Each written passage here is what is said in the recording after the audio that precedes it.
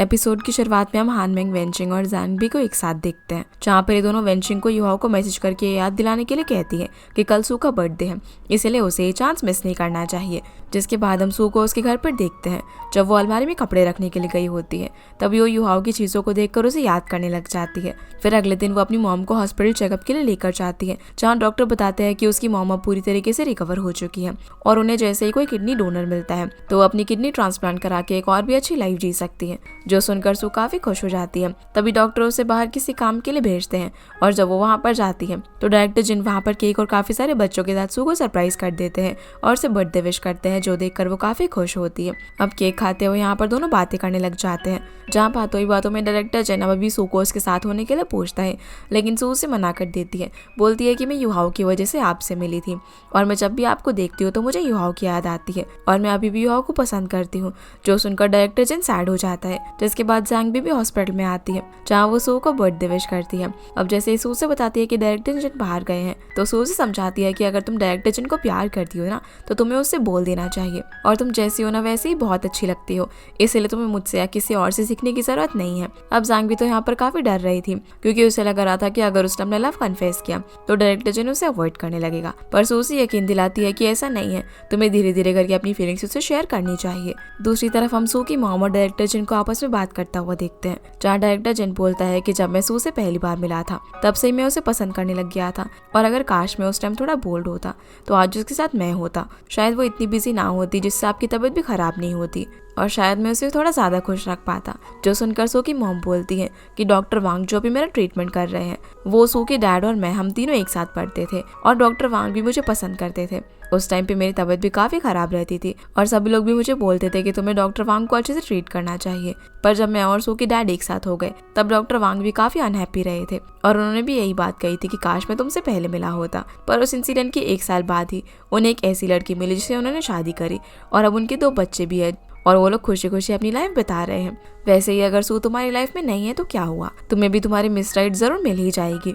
जो सुनकर डायरेक्टर जिन भी समझ जाते हैं। फिर वो सू के पास आते हैं जहाँ पर जैंग भी थी, तो जैंग भी डायरेक्टर जिन को अपने साथ खींचकर ले जाती है, जो देखकर सू और उसकी मॉम हंसने लग जाती है और वो समझ जाती है कि जैंग भी डायरेक्टर जिन को पसंद करती है। फिर जब ये लोग हॉस्पिटल से जा ही रहे थे तभी सू के पास एक बच्ची आती है जो उसे बोलती है कि मैंने आपके लिए एक गिफ्ट प्रिपेयर किया है। फिर वो उसे एक छोटा सा प्लांट देती है, जो देखकर सू काफी खुश होती है और उसे पूछती है कि इस प्लांट के अंदर तुमने क्या उगाया है। जिस पर वो बच्ची कहती है ये तो मैं आपको नहीं बताऊंगी क्योंकि इसी बहाने आप इस प्लांट की रोज देखभाल करोगे, ये देखने के लिए कि इसके अंदर कौन सा फ्लावर है और ऐसा करने पे आपका हर दिन काफी अच्छा भी रहेगा। असल में ये प्लांट सू के लिए युहाओ ने भिजवाया था और साथ ही ये मैसेज भी, ताकि वो भी अपनी लाइफ में अब आगे बढ़े और हम देख पाते हैं कि सू भी इस मैसेज को समझ जाती है। सीन अब जैंग भी और डायरेक्टर जिन पर आता है, जहाँ पर जैंग भी डायरेक्टर जिन के लिए वो डिश बनाती है जो कि उसने सू से बनाना सीखा था, पर तभी उसे सू की कही हुई बात रियलाइज होती है कि वो जैसी भी दिखती है बहुत क्यूट है और उसे इसी तरह डायरेक्टर जिन से अपनी फीलिंग्स कन्फेस करनी चाहिए। जो सुनकर वो उस डिश को वापस रख देती है और उसके लिए अपनी स्ट्रीट स्टाइल में एक बहुत ही अच्छी डिश बनाकर लेकर आती है। फिर दोनों साथ में उसे खाते हैं और ड्रिंक करते हैं और ये डिश भी उसे काफी पसंद आती है। फिर वो उसे बोलता है कि तुम अभी जैसी ड्रेसअप हो रखी हो ना, तुमने ऐसे ही काफी अच्छी लगती हो। जो सुनकर जैंग भी खुश हो जाती है। सीन अब युहाओ पर आता है, जहाँ हम देखते हैं कि उसके पास भी सू के जैसे एक प्लांट है और दोनों उस प्लांट को पानी देते हुए एक दूसरे को याद कर रहे थे। सीन अब फिर से जैंग भी पर आता है, जो कि वॉशरूम में जाकर खुद को हिम्मत देती है कि वो अपना लव कन्फेस कर सकती है, पर जब तक वो वापस आती है तब तक जिन सो चुका था, इसलिए वो उसके पास आकर उसे किस करने वाली होती है, पर तभी जिन की आँख खुल जाती है। जिसके बाद हम सू को देखते हैं जिसे मैंग मैंग कॉल करके हैप्पी बर्थडे विश करती है, जो कि अब प्रेग्नेंट थी और उसकी जल्दी डिलीवरी होने वाली थी। जिससे बात करने के बाद सू युहाओ को याद कर रही थी। तभी उसकी मॉम उसके पास आकर उसे बताती है कि उन्हें डॉक्टर का फोन आया है और उसे किडनी डोनर मिल गया है, जो सुनकर सू भी काफी खुश हो जाती है। फिर हमें कुछ महीनों बाद का सीन दिखाया जाता है, जहाँ हम देखते हैं कि युहाओ के कुकिंग शो का अब 2nd सीजन शुरू होने वाला होता है और वो टीवी पर इंटरव्यू भी दे रहा था क्योंकि उसकी कंपनी अब शेयर मार्केट में लिस्ट हो चुकी थी और उसकी कंपनी काफी अच्छा भी कर रही थी, जिसका इंटरव्यू सू भी देख रही होती है और अब उसकी मॉम भी काफी अच्छे से रिकवर हो चुकी थी। फिर हम युहाओ को उसके ऑफिस में देखते हैं, जहाँ पर वो भी अब काफी बदल गया होता है। उसके एम्प्लॉयज भी खाना खाते खाते काम कर रहे होते हैं और अब वो खाना खाने वाले एम्प्लॉयज को फायर नहीं करता, यहाँ तक कि वो खुद भी खाना खाते खाते काम कर रहा था और कैट्स का भी ख्याल रख रहा था। सीन अब वेंचिंग और हानमिंग पर आता है, जहाँ उनका भी अब एक क्यूट सा बेबी हो चुका था और ये लोग सू और युहाओ के बारे में बात कर रहे थे कि युहाओ अब कितना बदल चुका है, क्या ये सब सू की वजह से है और भला वो वापस से सू के पास कब जाने वाला है। पर वेंचिंग बोलता है कि तुम उसकी चिंता छोड़ दो, वो अपने आप ही सब कुछ हैंडल कर लेगा। अगले दिन हम सू की मॉम को देखते हैं, जो कि अब पूरी तरीके से रिकवर हो चुकी थी और वो सोशल मीडिया पर फूड से रिलेटेड लाइव स्ट्रीमिंग वगैरह करती है। सू की मॉम उसे बोलती है कि अब तो मैं पूरी तरीके से ठीक हूँ, इसलिए तुम्हें अब मुझे बार बार कंपनी करने की कोई जरूरत नहीं है, तुम भी अपनी नॉर्मल लाइफ जी सकती हो। तो सू बोलती है कि हाँ, आप चिंता मत करो, मैंने भी जॉब ढूंढना शुरू कर दिया है। तभी उनके घर पर लूशियन आ जाता है, जिसे ये लोग भगाने लग जाते हैं, पर वो सू से यहाँ पर माफी मांगने लग जाता है। वो बोलता है कि पास में जो कुछ भी हो वो सब मेरी गलती है, लेकिन सू मैं ना सिर्फ तुमसे प्यार करता हूँ। जो सुनकर सू उसे बाहर निकाल देती है और दरवाजा बंद करने वाली थी, पर वो उसे रोक देता है और बोलता है कि मैं एक फूड कंपनी में काम करता हूँ, वो लोग तुम्हारी मॉम के साथ कोलैबोरेशन करना चाहते हैं ताकि तुम्हारी मॉम हमारे प्रोडक्ट्स को प्रमोट करे। जो सुनकर सू उससे वो सारा सामान ले लेती है और दरवाजा बंद कर देती है। फिर जब लूशियन बाहर कॉल पर बात कर रहा था, तब हम लोग समझ पाते हैं कि वो सिर्फ यहाँ पर अपने काम के लिए आया था ताकि सू की मॉम अपने सोशल मीडिया पर उसकी कंपनी के प्रोडक्ट्स की फ्री में मार्केटिंग कर दे। इधर सू की मॉम उससे पूछती है कि क्या हमें ये सब खाना चाहिए, तो सू बोलती है कि क्यों नहीं खाना चाहिए, वो लोग भी तो हमारे घर इतने साल फ्री में खाना खाकर गए हैं। जो सुनकर उसकी मॉम हंसने लग जाती है। तभी सू को एक कॉल आता है, जहाँ में पता चलता है कि वो कल इंटरव्यू के लिए गई थी, पर वो उस जॉब के लिए सिलेक्ट नहीं हो पाई। सो फिर अगले दिन एक और इंटरव्यू देने के लिए जाती है, लेकिन वहाँ पर भी उसका सिलेक्शन नहीं हो पाता क्योंकि उसने जॉब से इतने टाइम का ब्रेक ले लिया था अपनी मॉम की देखभाल करने के लिए। इसलिए वो थोड़ी सैड होकर घर आती है, लेकिन अपनी मॉम के सामने बिल्कुल भी ऐसा प्रिटेंड नहीं करती कि वो सैड है। फिर ये दोनों बैठकर साथ में डिनर करते हैं, जहाँ सू की मॉम उसे बताती है कि मैंने अपने सोशल मीडिया के लिए उस एजेंट को हायर कर लिया है जिसको तुमने मना कर दिया था। पर सू बोलती है कि इस सब में मैं आपकी मदद कर सकती हूँ, आपको एजेंट हायर करने की कोई जरूरत नहीं है। तो उसकी मॉम उसे समझाती है कि इतने टाइम से तुम मेरा ख्याल रख रही थी, पर अब मैं बिल्कुल ठीक हूँ, इसलिए मैं अपने सारे काम खुद कर सकती हूँ और तुम अब फ्री हो। तभी वो उसे ये भी बताती है कि आज जब वो एजेंट से मिलने के लिए गई थी, तब उन्हें पता चला कि उनका एक बहुत ही अच्छा जो फैन है वो कोई और नहीं बल्कि युहाओ है, जो कि सीक्रेटली मेरी मदद कर रहा था मेरे पेज पर प्रमोशंस और काफी लोगों को लाने के लिए। जो सुनकर सू हैरान हो जाती है। फिर हमें दिखाया जाता है कि उसकी मॉम युहाओ से मिलने के लिए गई थी, जहाँ पर वो उससे पूछती है कि क्या तुम अभी भी सू की केयर करते हो, जिस पर वो हाँ बोलता है और कहता है कि पर मुझे ये नहीं पता कि सू के मन में क्या चल रहा है, मुझे पता चला कि वो जॉब ढूंढ रही है, पर वो मदद लेने के लिए मेरे पास क्यों नहीं आई। तो उसकी मॉम उसे बताती है कि जब मेरा एक्सीडेंट हुआ था तब सू एकदम से एक एडल्ट की तरह बिहेव करने लगी। उसे ऐसा लगता था कि वो सब कुछ संभाल लेगी, इसलिए वो कभी भी अपने दुख और प्रॉब्लम्स को मेरे साथ बिल्कुल भी शेयर नहीं करती थी और सब कुछ अपने अंदर दबा कर रखती है। मैं चाहती थी कि कोई उसे ऐसा पर्सन मिले जिसके सामने वो अपने प्रेशर को रिलीज करके एक नॉर्मल लाइफ जी सके। वो तुम्हारे सामने काफी नर्वस हो जाती थी, इसलिए मुझे लगा कि तुम उसके लिए ठीक नहीं हो, और वैसे भी सू मेरी हमेशा से केयर कर रही थी, इसलिए मुझे उसकी आदत हो गई। लेकिन अब मैं चाहती हूँ कि कोई उसे ऐसा पर्सन मिले जो कि उसे याद दिलाए कि उसकी भी एक लाइफ है, और ऐसा करने में तुम कामयाब भी रहे थे, पर मेरी वजह से सब कुछ गड़बड़ हो गया। सू को लगता था कि वो तुम्हारे लिए परफेक्ट है, लेकिन उस इंसिडेंट के बाद से वो तुम्हें फेस नहीं कर पा रही है। तो युहाओ यहाँ पर उसकी मॉम को यकीन दिलाता है कि वो उसकी मदद करेगा। सू की मॉम उसे बोलती है कि जो कुछ भी हुआ था मैं वो सब कुछ भूल चुकी हूँ, वो टाइम अब जा चुका है, इसीलिए तुम भी वो सब भूल कर अपनी खुशियों की तरफ आगे बढ़ो। जिसके बाद हम ज़ांगबी को डायरेक्टर जिन और उसके क्रू के साथ एक कैरियोके में काफी ज्यादा ड्रिंक करते हुए देखते हैं, जहाँ में दिखाया जाता है कि असल में उस दिन ज़ांगबी ने डायरेक्टर जिन को किस नहीं किया था क्योंकि उसकी आंख खुल गई थी, इसीलिए वो उसे बहुत ज्यादा ड्रिंक करा देती है और अपने फिर से वही प्लान अपनाती है। जहाँ काफी ड्रिंक होने के बाद जब वो अपने होटल रूम में जा रहा था तो ज़ांगबी भी उसके पीछे पीछे चली जाती है, और अगली सुबह जब डायरेक्टर जिन की आंख खुलती है तो वो ज़ांगबी को अपने पास देखकर काफी हैरान होता है। अब जब वो रूम से जाने के लिए जैसे ही दरवाजा खोलता है तो बाहर काफी सारे रिपोर्टर्स खड़े हुए थे, जिनके सामने ज़ांगबी तो बड़े मजे से फोटोशूट करवाती है क्योंकि ये सारी प्लानिंग तो उसे की थी ताकि वो डायरेक्टर जिन के साथ हो सके। जिसके बाद हम सू को देखते हैं जो कि हानमिंग के घर पर थी क्योंकि आज उसकी बेबी का फर्स्ट बर्थडे था, तो वो यहाँ पर उसे गिफ्ट देकर जाने लगती है, पर हानमिंग उसे रोकती है। वो बोलती है कि अरे तुम इतनी जल्दी में कहाँ जा रही हो, क्या तुम्हें डर है कि कहीं यहाँ पर युहाओ ना आ जाए, और भला तुम उससे मिलने से इतना डर क्यों रही हो, तुम्हें उसे फेस करना चाहिए। सो उसे बताती है कि मैं काफी दिनों से कई जगह इंटरव्यू देने के लिए गई हूँ, पर सभी लोगों ने मेरी फैमिली की कंडीशन को देखकर मुझे जॉब देने से मना कर दिया। मुझे लगता था कि मैं बहुत ही अच्छी हूँ काम में, लेकिन मेरी मॉम की इलनेस ने मुझे रियलाइज कराया कि मेरे अंदर कितने सारे फ्लॉज हैं। युहाओ एक बहुत ही अच्छा इंसान है, उसने सच में मेरी बहुत मदद की थी, इसलिए जब तक मैं श्योर नहीं हो जाती कि मैं वापस से उसके करियर में रुकावट नहीं बनूंगी तब तक मैं उसे फेस नहीं कर पाऊंगी। जो सुनकर हानमिंग कहती है कि सू तुम ना कुछ ज्यादा ही स्ट्रांग हो, तुम कभी भी मुझसे अपनी मॉम से किसी से भी अपने दुख दर्द शेयर नहीं करती हो। फैमिली और फ्रेंड्स सिर्फ खुशियां बांटने के लिए नहीं होते, गम बांटने के लिए भी होते हैं, और वैसे भी युहाओ अब काफी बदल गया है। वो अब ऐसे ही किसी को भी कंपनी से फायर नहीं कर देता। यहाँ तक कि उसने कंपनी के अंदर कैट्स भी रखी हुई है जिनका ख्याल एम्प्लॉयज के साथ साथ वो खुद भी रखता है। और वो एक ऐसा पर्सन बनने की कोशिश कर रहा है जो कि लोगों को टॉलरेट कर सके ताकि लोग उस पर भरोसा कर सके। जो सुनकर सू स्माइल करती है, पर तभी डोरबेल बजती है। जब हानमेंग चेक करने के लिए जाती है तो वहाँ पर लूशियन आया हुआ था, जिसे देखकर सू भी बाहर की तरफ आ जाती है। वो सू से कहता है कि अरे तुम भी यहाँ पर हो, और जो लास्ट टाइम मैंने तुम्हें प्रोडक्ट्स दिए थे वो कैसे थे, जरा मुझे फीडबैक तो दे दो। पर हानमेंग उसे यहाँ से भगाने लग जाती है। तो लूशियन बोलता है कि सू पास्ट में जो कुछ भी हुआ था वो सब भूल जाओ, मैं तुम्हें सच में बहुत ज्यादा प्यार करता हूँ, इसलिए प्लीज तुम मुझे माफ कर दो। तभी वहाँ पर युहाओ भी आ जाता है जो लूशियन को बोलता है कि तुम्हें यहाँ पर कोई भी नहीं जानता, इसलिए तुम खुद जा रहे हो या फिर मैं पुलिस को बुलाऊं। जिसकी ये बात सुनकर वो खुद ही यहाँ से चला जाता है। फिर युहाओ सू को बोलता है कि मैं यहाँ पर तुमसे मिलने के लिए आया हूँ, इसलिए ये दोनों बाहर बात करने के लिए जाते हैं, जहाँ पर युहाओ सू से पूछता है कि वो कैसी है और उसकी मॉम कैसी है। तो सू बताती है कि हम दोनों ही ठीक है। युहाओ से बोलता है कि मैंने सुना है कि तुम जॉब ढूंढ रही हो, और अगर तुम्हें जॉब ही चाहिए था तो भला तुम मेरे पास क्यों नहीं आए। अब यहाँ पर सू को तो ये बोलना चाहिए था कि मुझे तुम्हारी चिंता हो रही थी इसलिए मैं तुम्हारे पास नहीं आई, पर वो ये बोलती है कि मुझे कंपनी की चिंता हो रही थी क्योंकि मेरी फैमिली की कंडीशंस ऐसी है, क्या पता मैं फिर से एम्प्लॉयज को ट्रबल दे दूँ। तो युहाओ से उनका वो प्राइवेट टीचिंग वाला कॉन्ट्रैक्ट दिखाता है जिसमें सू उसे कुकिंग करना सिखा रही थी। वो बोलता है कि इसके अकॉर्डिंग अभी मेरी एक क्लास बाकी है, और अगर तुम इस जॉब को करोगी तो तुम अपनी फैमिली को भी आराम से देख सकती हो। इसलिए वो उसे ऑफिस में आकर उसे कुकिंग सिखाने के लिए कहता है, जिसके लिए सू भी मान जाती है। अब अगले दिन जब सू कंपनी में आती है तो वहाँ पर कैट से मिलती है और काफ़ी ज़्यादा खुश हो जाती है। तभी वहाँ पर युहाओ आता है तो सू उससे पूछती है कि आज आखिरी क्लास है तो तुम क्या बनाना सीखना चाहोगे, जिस पर वो उसे एक डिश बोलता है जिसमें काफ़ी टाइम लगने वाला था। इसीलिए अब ये दोनों मिलकर साथ में कुकिंग करते हैं। जहाँ इतना सारा खाना बनाने के बाद युहाओ उसे बोलता है कि हम साथ में डिनर कर सकते हैं, पर फिर वो उसे सॉरी बोलता है और कहता है कि तुम्हें तो घर जाकर अपनी मॉम के लिए खाना बनाना होगा ना। तो सू बोलती है कि आज मेरी मॉम हानमेंग की मॉम के साथ ब्रॉडकास्ट करने वाली है, इसलिए मैं तुम्हारे साथ डिनर कर सकती हूँ। जो सुनकर वो भी खुश हो जाता है। अब जैसे ये दोनों डिनर करने ही वाले थे तभी कैट की आवाज़ आती है, और जब ये लोग चेक करने के लिए जाते हैं तभी इन्हें पता चलता है कि वो कैट प्रेग्नेंट है और उसकी बेबी होने वाले हैं।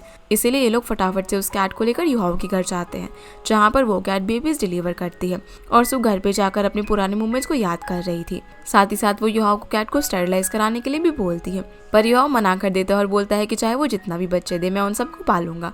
तो सू बोलती है कि तुम तो काम में इतनी बिजी रहते हो, तुम ये सब कैसे करोगे। तो युहाओ सू की तरह जवाब देता है कि काम सिर्फ सर्वाइव करने के लिए होता है, और वैसे भी लोग बदल भी तो सकते हैं ना। तो सू उसकी तरफ देखने लग जाती है, और उसे यहाँ पर यह भी पता चल जाता है कि युहाओ ने उसके बर्थडे पर उसे वो प्लांट भेजा था। वो युहाओ से ये भी पूछते हैं कि तुम सीक्रेटली हमारी मदद क्यों कर रहे थे, पर युहाओ से कोई जवाब नहीं देता और उसकी तरफ स्माइल करता है। फिर वो उसे बोलता है कि अब रात काफ़ी हो गई है, चलो मैं तुम्हें घर छोड़ देता हूँ।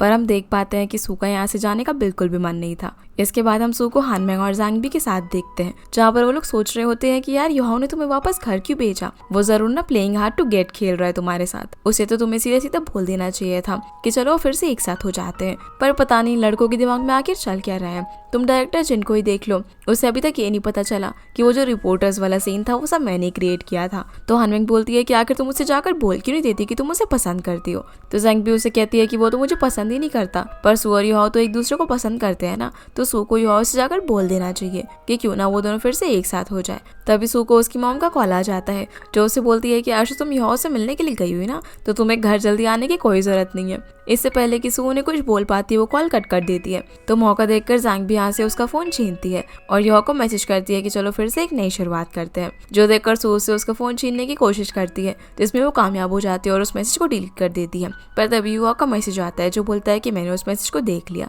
लेकिन वो तुमने नहीं भेजा ना, जिस बात का सू कोई भी जवाब नहीं देती। और ज़ैंगबी और हानमेंग से बोलती है कि मैं ही थी जिसने पहले ब्रेकअप किया था, और इतने टाइम बाद अब मैं फिर से उसके साथ होना चाहती हूँ। अगर मैं उसकी जगह होती तो मैं कभी भी उस पर्सन के साथ नहीं होना चाहती और अपनी लाइफ में खुश रहती। इसलिए अब हानमेंग और ज़ैंगबी भी उसे कुछ नहीं बोलते और सभी लोग साथ में बैठकर ड्रिंक करने लग जाते हैं। फिर जब ये लोग यहाँ से जा रहे थे तभी वो रास्ते में युहाओ को एक लड़की के साथ एक रेस्टोरेंट में जाता हुआ देखते हैं, जो देखकर सू को तो बिल्कुल भी अच्छा नहीं लगता। तो ज़ैंगबी बोलती है कि वो जरूर कोई बिजनेस रिलेटेड बात करने के लिए गया होगा, किसी क्लाइंट से मिलने के लिए। तो सू बोलती है कि अभी 10 बज रहे हैं और वो इतनी रात को कभी भी किसी फीमेल क्लाइंट से नहीं मिलेगा। ये बोलकर वो अपसेट होकर चली जाती है। अब जब सू अकेले रास्ते में होती है तभी उसे हानमेंग का कॉल आता है, जो बोलती है कि क्या तुम सच में अपने और युहाओ के रिलेशनशिप को ऐसे ही जाने दोगी? युहाओ ने तुमसे बात की, तुम्हें कुकिंग करने के लिए बुलाया और तुमसे वो सारी बातें की, यहाँ तक कि वो तुम्हें अपने घर पे भी लेकर गया, तो भला तुम अब किस चीज के लिए हेजिटेट कर रही हो? तो सू यहाँ पर उसे बोलने लग जाती है कि शेंज़ेन वापस इसीलिए आई थी ताकि वो युहाओ को पा सके, और उसने जो कुछ भी किया वो सब उसे पाने के लिए किया,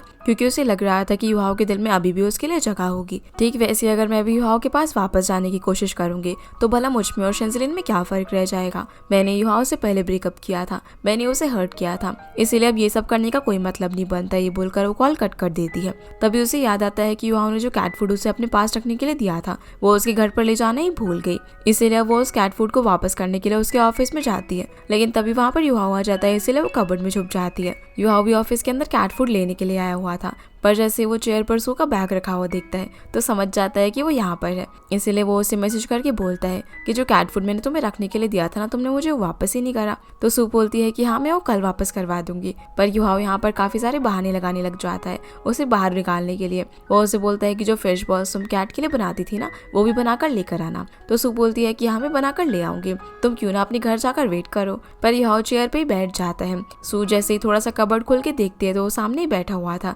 जिसे ऐसे करते हुए युहाओ भी देख लेता है और वो उसके पास जाकर कबर्ड खोलने ही वाला था, पर फिर वो रुक जाता है। वो उसे बोलता है कि मुझे तुम्हारे साथ कुकिंग की एक एक्स्ट्रा क्लास चाहिए, क्योंकि अगले हफ्ते मेरा बर्थडे है। मुझे तुमसे एक स्पेशल डिश बनाना सीखना है 2 लोगों के लिए, जो कि एक मेरी ग्रैंडमा है और मेरे डैड, जिनको मैंने कई सालों से नहीं देखा है, क्योंकि मेरी ग्रैंडमा और मैं हमेशा यही ब्लेम करते रहे कि मेरे डैड की वजह से मेरी मॉम की जान गई, पर वो सिर्फ हमारे लिए सब कुछ कर रहे थे ताकि वो हमें एक बेटर फ्यूचर दे सके। इसलिए मैं अब उनसे मिलकर उन्हें जानना चाहता हूँ ताकि मैं अभी अपने पास्ट को लेट गो कर सकूँ, जिसके लिए क्या तुम मेरी मदद करोगी? जिसके लिए सू हाँ कर देती है। तो युहाओ उसे कल अपने घर पर आने के लिए बोलता है और गुड नाइट कहकर चला जाता है। जिसके जाते ही जब सू बाहर निकलती है तो उसे पता चलता है कि वो तो अपने बैग चेयर पर ही भूल गई थी, जिससे उसे भी पता चल जाता है कि युहाओ को पता था कि वो कबर्ड के अंदर और काफी एम्बैरेस्ड होती है। अगले दिन जैसे ही सू युहाओ के घर आती है तो वो कल रात की वजह से काफी एम्बैरेस फील कर रही थी, और जैसे युहाओ कल रात की बात करता है तो बात को पलट के उसके कुकिंग करने के लिए बोल देती है, जहाँ युहाओ उसे बताता है कि उसे एग प्लांट बनाना सीखना है। तो सू बोलती है कि क्यों, ये तो तुम्हें सबसे कम पसंद है ना। या उसे बताने लगता है कि मुझे एग प्लांट बिल्कुल भी पसंद नहीं थे, इसलिए मेरी मॉम उसमें अलग अलग वेरिएशंस करके मेरे लिए हमेशा बनाती थी, जिस वजह से वो उसे काफी अच्छा बनाना सीख गई थी। पर आखिर तक भी मुझे ये डिश कभी पसंद नहीं आई, पर मैं ये डिश अपने डैड के लिए बनाना चाहता हूँ, और मैं ये उस स्टाइल में बनाना चाहता हूँ जैसे कि मेरी मॉम बनाया करती थी। मुझे पता है कि मेरे डैड मेरी मॉम को बहुत प्यार करते थे और वो आज भी मॉम की जाने के बाद रिकवर नहीं कर पाए हैं, इसलिए मैं चाहता हूँ कि इस डिश को खा के हम तीनों ये सब फेस करें कि मॉम अब जा चुकी है और मूव ऑन करें। अब सू के पूछने पर युहाओ उसे बताता है कि उसकी मॉम किस तरीके से एग प्लांट बनाती थी, लेकिन उसे ठीक से तो कुछ याद नहीं था, इसीलिए उसकी थोड़ी सी इन्फॉर्मेशन बताने पर ही सू उसे 5 स्टाइल का एग प्लांट बनाकर खिलाती है, लेकिन उसमें से किसी का भी टेस्ट वैसा नहीं था जैसे कि उसकी मॉम बनाती थी। इसलिए अब सू हर दिन उसके घर आती है और उसे अलग अलग तरीके से एग प्लांट बनाकर खिलाती है। जहाँ उसके बर्थडे से 1 दिन पहले जब युहाओ सू के हाथ का बना हुआ एग प्लांट खाता है तो उसका टेस्ट उससे अपनी मॉम की बनाए हुए एग प्लांट से काफी सिमिलर लगता है। अगले दिन युहाओ का बर्थडे होता है, इसलिए वो सू के साथ अपने पुराने घर में जाता है, जहाँ पर ग्रैंडमा भी आती है। वो युहाओ को बोलती है कि अब तुम अपना बर्थडे सेलिब्रेट करते हो, जो कि काफी अच्छी बात है। तो युहाओ बोलता है कि अब इतने साल हो गए, इसलिए अब हमें पास्ट को पास्ट में ही रहने देना चाहिए। ग्रैंडमा बोलती है कि अगर तुम्हें इस सब से कोई एतराज नहीं है तो मुझे भी काफी खुशी होगी। तभी वहाँ पर युहाओ के डैड आते हैं, जो कि उसे हैप्पी बर्थडे विश करते हैं, और वो साथ में उसके लिए उसकी बचपन की फेवरेट कैंडीज भी लेकर आए हुए थे, जिन्हें यहाँ पर देखकर ग्रैंडमा काफी गुस्सा करने लग जाती है। वो बोलती है कि तुम यहाँ पर क्या कर रहे हो, और युहाओ बड़ा हो चुका है जो तुम अभी भी उसके लिए कैंडीज लेकर आए हो। पर युहाओ ग्रैंडमा को शांत कराता है और बोलता है कि आज मेरा बर्थडे है, इसलिए प्लीज ये सब मत कीजिए। तो ग्रैंडमा बोलती है कि आज तुम्हारी मॉम का भी बर्थडे है, और फिर युहाओ के समझाने पर सोफे पर जाकर बैठ जाती है। युहाओ भी अपने डैड को बैठने के लिए बोलता है। अब युहाओ जब किचन में जाता है तो सो से बोलती है कि मुझे लगता है कि तुम्हारी डैड तुम्हारी बहुत केयर करते हैं, पर उन्हें पता नहीं है कि वो तुमसे कैसे बात करें। जो सुनकर युहाओ पुरानी बातें याद करने लग जाता है। अब जब सू सभी लोगों के लिए डिनर लगाती है तो वो ग्रैंडमा और युहाओ के डैड को एग प्लांट खाने के लिए देती है, जिसे जैसे ये लोग खाते हैं तो रोने लग जाते हैं, और युहाओ के डैड सू को एक और प्लेट बनाने के लिए बोलते हैं, लेकिन इस बार युहाओ बनाता है और उसके अंदर वो कैंडी भी मिला देता है जो कि उसके डैड उसके लिए लेकर आए थे, क्योंकि उसे याद आता है कि उसकी मॉम उसके लिए हमेशा ही डाल दिया करती थी ताकि वो इस डिश को खा ले। अब जब ये लोग फिर से डिनर टेबल पर होते हैं तो ग्रैंडमा युहाओ से बोलती है कि जब तुम्हारे डैड की तुम्हारी मॉम से शादी हुई थी तब उन्होंने कहा था कि वो मेरी बेटी को हमेशा खुश रखेंगे, पर आखिर में देख लो क्या हुआ। जिस पर युहाओ के डैड बोलते हैं कि जब मेरी तुम्हारी मॉम से शादी हो रही थी तब सभी को लगा था कि मैं उसके लिए अच्छा नहीं हूँ, इसलिए मैंने बहुत ही मेहनत करी ताकि मैं तुम्हें और तुम्हारी मॉम को एक अच्छी लाइफ दे सकूं। मैं वापस से पास्ट में जाना चाहता हूँ, लेकिन वापस जाकर भी मुझे नहीं पता कि मैं क्या करूँगा। फिर वो सभी से सॉरी बोलकर जाने लगते हैं, पर युहाओ उन्हें रोक लेता है तो ग्रैंडमा भी अब यहाँ पर उन्हें माफ कर देती है और बोलती है कि कुछ दिनों में हम तीनों मिलकर तुम्हारी मॉम की गिरफ्त पर जाएंगे। जिसके बाद युहाओ सू को घर छोड़ने के लिए जा रहा होता है, पर वो उससे कहता है तुम काफी दिनों से कैट से भी नहीं मिले हो ना, तो चलो मेरे घर चलते हैं। पर सू बोलती है कि अभी काफी देर हो गई है। युहाओ बोलते हैं कि अरे हाँ तुम अपनी मॉम को कंपनी भी तो देनी, पर सू बोलती है कि नहीं मैं आजकल मेरी मॉम को मेरी कंपनी नहीं चाहिए होती, और वैसे भी आज तुम्हारा बर्थडे है, अगर तुम किसी और के साथ नहीं जा रहे हो तो मैं तुम्हें कंपनी दे सकती हूँ। फिर वो यहाँ पर उससे पूछने लग जाती है कि उस दिन तुम होटल के बाहर एक लड़की से मिले थे, वो भला कौन थी और क्या तुम रिलेशनशिप में हो, पर फिर उसे बताने से मना करके जाने लगती है। तो युहाओ भी यहाँ पर उसे नहीं बताता और बोलता है कि अगर तुम्हें जॉब चाहिए तो मेरे पास एक जॉब है, अगले प्रोग्राम में मुझे एक किचन हेल्पर की जरूरत है, अगर तुम आ सकती हो तो बहुत ही अच्छा होगा। अगले दिन हम देखते हैं कि शूटिंग के सेट पर युहाओ सू को लेकर आता है, जहाँ पर सभी लोग उसे देखकर काफी खुश होते हैं। पर हमें पता चलता है कि शो पर किसी हेल्पर की कोई भी जरूरत नहीं थी, बल्कि वो तो यहाँ पर सू को जबरदस्ती लेकर आया था। और फिर वो जिन और उसकी टीम को शो में चेंजेस करने के लिए बोलता है। और शो के इस एपिसोड में हान मेंग वेनशिंग और शेंजिलिन भी आई होती है, जो सू से बोलती है कि पास्ट में जो कुछ भी मैंने किया था उसके लिए मैंने उस इन्वेस्टर से बात की थी और सब कुछ सॉर्ट आउट कर दिया था। पर सू बोलती है कि कोई बात नहीं, वो तो पास्ट की बात है। और वो यहाँ पर सू से ये भी क्लियर कर देती है कि वो यहाँ पर युहाओ के लिए नहीं आई है, उसके लिए सबसे इम्पोर्टेंट सिर्फ उसका करियर है। फिर जब सू मेकअप करवा रही होती है तब उसके पास जैंग भी बैठी हुई थी, जो कि थोड़ी परेशान थी क्योंकि उस होटल वाले इंसिडेंट के बाद से डायरेक्टर जिन उसे इग्नोर कर रहा था। जो देखकर सू उससे पूछती है कि आखिर तुम मुझे कब से पसंद करने लगी, तो बताती है कि एक बार जब हमारी लड़ाई हुई थी तब उसने एज अ सॉरी मुझे एक पोर्ट्रेट बनाकर दिया था, जो कि मुझे काफी पसंद आया। जब सू उस पेंटिंग को देखती है तो उससे पूछती है कि क्या ये उसने तुम्हें बिना देखे बनाया, जिस पर वो हाँ बोलती है। सू बोलती है कि अब तो तुम्हें अपना लव उससे कन्फेस कर देना चाहिए, क्योंकि वो तुम्हें प्यार करता है, पर उसे ये बात अभी तक खुद रियलाइज नहीं हो पाई है। फिर वो उसका हाथ पकड़कर उसे जबरदस्ती बाहर लेकर जाती है। अभी भी जैंग भी काफी डर रही थी, तो सू बोलती है कि देखो उस इंसिडेंट के बाद से वो तुम्हें अवॉइड कर रहा है, अगर तुम कन्फेस कर दोगी तो इससे ज्यादा भला क्या ही बुरा हो सकता है, वो तो तुम्हें पहले से अवॉइड कर रहा है। ये बोलकर सू उसे धक्का मार के आगे कर देती है, जहाँ जैंग भी सीधा जाकर जिनसे पूछ लेती है कि आखिर तुम मुझे क्यों अवॉइड कर रहे हो। तो बोलता है कि जब से रिपोर्टर्स ने हमें कैप्चर किया है इसलिए सभी लोग गलत समझने लग गए हैं, तो हमारा दूर रहना ही ठीक है। ये बोलकर वो भागने लग जाता है, तो जैंग भी उसके पीछे पीछे भागती है और उसे रोकने के लिए बोलती है। इसी बीच उनका कैमरामैन भी शूटिंग शुरू कर देता है, तो जिन उसे रोकने के लिए उसके पास जाता है और जैंग भी जिन को रोककर उसे बोल देती है कि मैं तुम्हें पसंद करती हूँ, क्या तुम मेरे बॉयफ्रेंड बनोगे। जो सुनकर वो हैरान हो जाता है और कुछ भी नहीं बोल पाता, पर तभी उसकी नजर फिर से कैमरामैन पर जाती है और वो उसे शूटिंग बंद करने के लिए बोलता है। जहाँ उसका ध्यान भटकते ही जैंग भी उसके पास जाती है और उसे अपनी तरफ खींचकर किस कर देती है, जो देखकर सभी लोग हैरान रह जाते हैं। पर इसके बाद दोनों ही काफी शर्मा रहे थे। सो अब जिनके पास आकर उसे बोलती है कि जब तुमने जैंग भी का बिना देखे इतना अच्छा पेंटिंग बनाया, तो इसका मतलब यह है कि तुम्हारी नजरों में वो काफी ब्यूटीफुल है और तुम उसे पसंद करते हो, पर तुम्हें ये बात अभी तक रियलाइज नहीं हुई। जो सुनकर वो भी स्माइल करने लग जाता है और हम देख पाते हैं कि वो भी स्क्रीन के थ्रू सिर्फ जैंग भी की तरफ ही देख रहा था।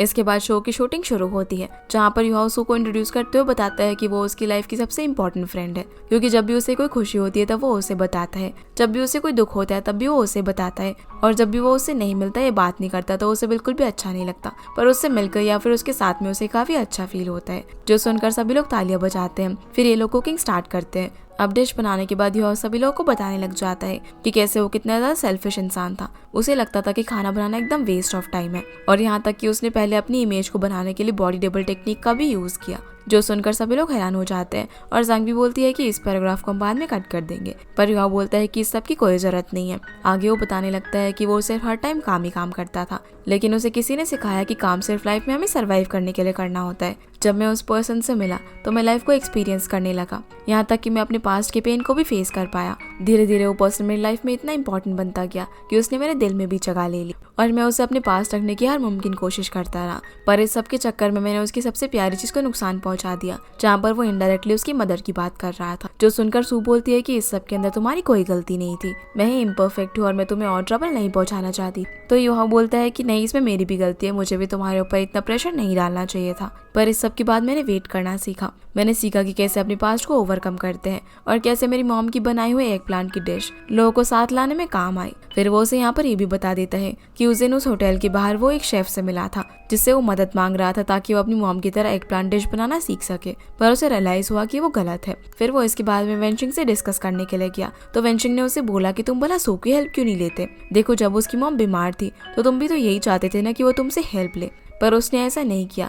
रिक उसी तरह अभी तुम भी काफी कंफ्यूजन में हो तो तुम्हें भी उससे हेल्प लेनी चाहिए। मुझे पक्का यकीन है कि वो तुम्हें मना नहीं करेगी। तभी और यहाँ और सू के साथ बिताए मोमेंट्स की वीडियो प्ले होने लग जाती है, जिन सबको देखकर सू काफी इमोशनल हो जाती है। उसी वक्त वहाँ पर सू की मॉम भी आती है। यहाँ फिर सू को बोलता है कि तुम्हें इतने ज्यादा स्ट्रॉन्ग बनने की कोई जरूरत नहीं है। मैं नहीं चाहता कि तुम अकेले रहकर किसी कोने में जाकर आप फिर से रो। ये जो डिश आज मैंने बनाई है वो सिर्फ तुम्हारे लिए है, जिसके अंदर स्वीट स्पाइसी सब चीजों का फ्लेवर बैलेंस है। ऐसे ही मैं चाहता हूँ कि हमारी लाइफ भी बैलेंस हो जाए। तुम्हें जितना रोना है तुम खुल के रो सको, जितना हंसना है हंस सको। तुम्हें हर वक्त परफेक्ट बने रहने की कोई जरूरत नहीं है। मैं तुम्हारा सपोर्ट, तुम्हारी फैमिली बनना चाहता हूँ। ये सब बोलकर वो यहाँ पर रिंग निकाल कर उसे प्रपोज कर देता है, तो सू उसे हाँ बोलती है। फिर वो उसे रिंग पहनाता है और दोनों एक दूसरे को किस करते हैं। फिर हमें कुछ टाइम बाद का सीन दिखाया जाता है, जहाँ पर हम देखते हैं कि जैंग भी और डायरेक्टर जिन अब एक साथ में है। इसके बाद हम सभी लोगों को युहाओ के घर में देखते हैं, जहाँ पर उसके डैड भी थे। सभी लोग अब एक साथ काफी खुशी से रहते हैं। युहाओ और सू की शादी हो चुकी है और अब सू प्रेग्नेंट भी है और शेंजिलिन को भी उसका पार्टनर मिल चुका था।